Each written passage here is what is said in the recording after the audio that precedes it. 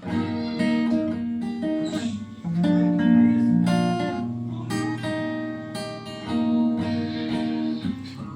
സ്വന്ത ജീവൻ തന്ന രക്ഷകൻ തള്ളുകില്ല ഏതു ദുഃഖനാളിലും. തൻ തിരു കൈകളാൽ താങ്ങി നടത്തിടും.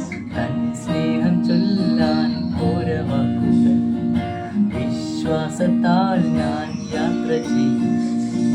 വീട്ടിലെത്തുവോളം ക്രൂശിൻ പാതയിൽ വൻതിര പോലൊരു ക്ലേശങ്ങൾ വന്നാലും വല്ലവൻ ചൊല്ലിൽ എല്ലാം മാറിടും.